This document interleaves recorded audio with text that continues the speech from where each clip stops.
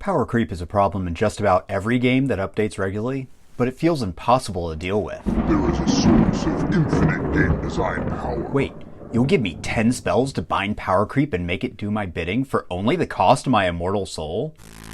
Ludonomicon, I summon thee! The steady hand. This is the dream.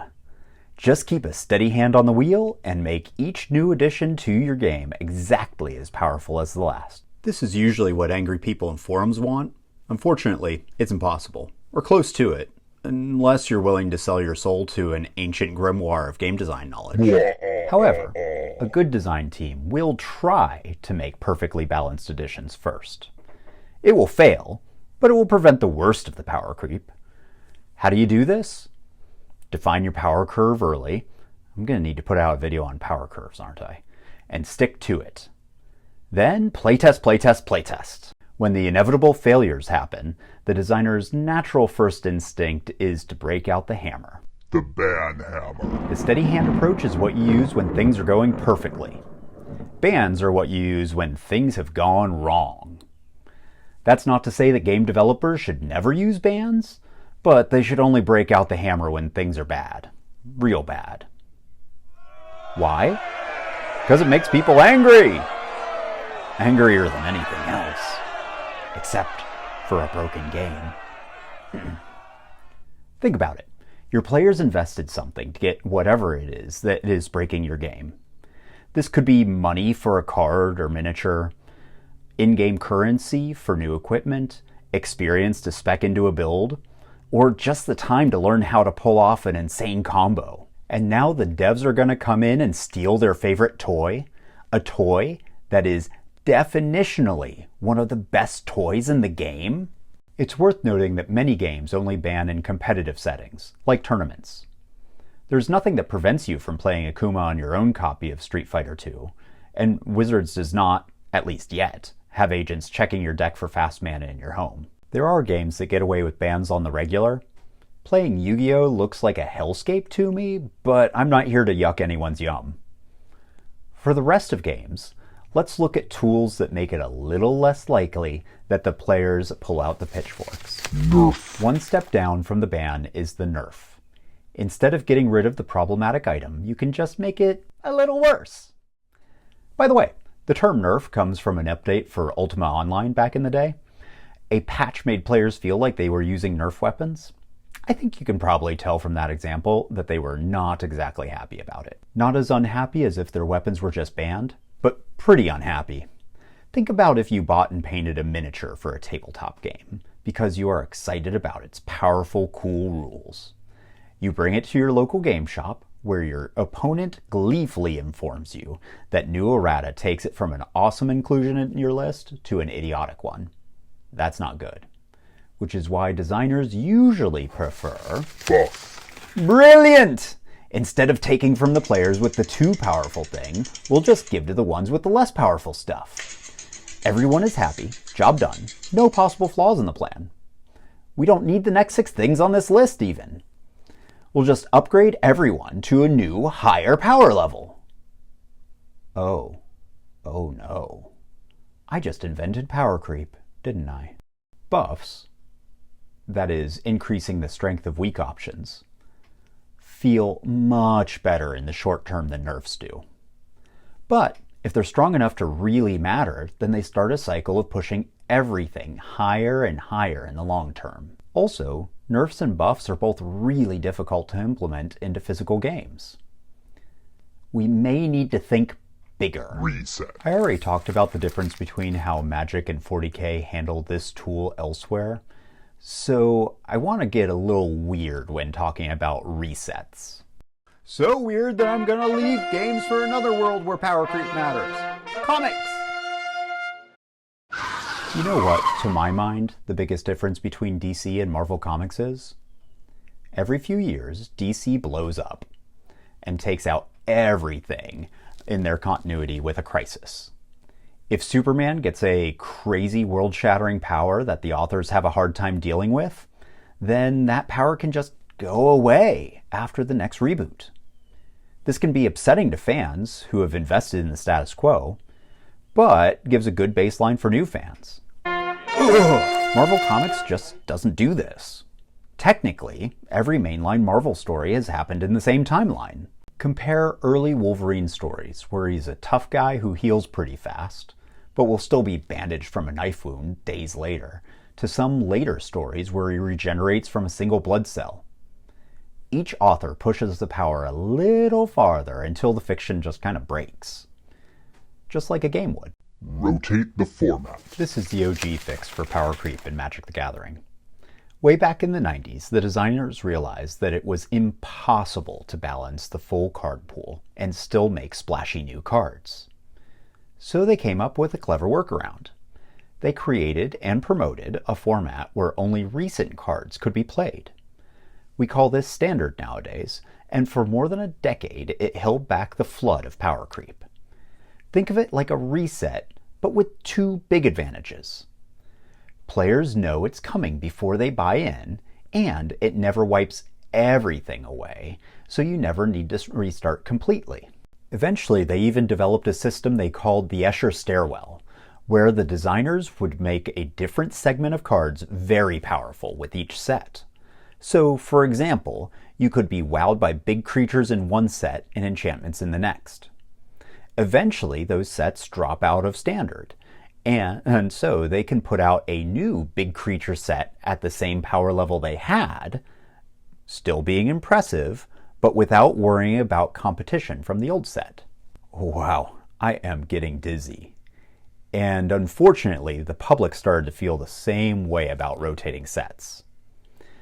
By the 20-teens, people were tired of rotating and started playing eternal formats like Commander and Modern in Magic. Why? Well, why wouldn't you want to play with all your old cool stuff? It was a good trick while it lasted. Now it's time to get surgical. Counterplay. If one archetype, build, or whatever has gotten too strong in a competitive game, you can launch a precision attack on it. Are force fields too good? Make a new weapon that ignores force fields. If force fields are prevalent, then players will use the anti-force field tech. This can set up an interesting meta where strong playstyles are kept in balance with their counterplay options, commonly called hate. If one archetype gets too dominant in a meta, everyone runs to the counterplay until the archetype is pushed down and everyone forgets how to beat it, and then it makes its return. Some games have this built into their very DNA, with a rock, paper, scissors system where option A beats option B, B beats C, but C beats A. Arguably, counterplays and counterpicking is the real game inside hero shooters like Overwatch. This has a couple downsides. One, it's demanding on designers and requires a bespoke solution to each instance of power creep. Second, it can lead to binary gameplay where a player in a strong archetype crushes their enemy, unless they meet their kryptonite, in which case they automatically lose, and they have very few competitive games in the middle. There's an even more clever fix you can try. Non-comparables.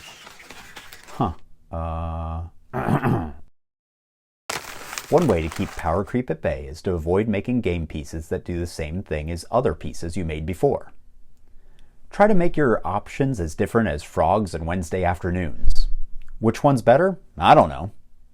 Is the ability to heal better than the ability to swing a great axe? I have no idea.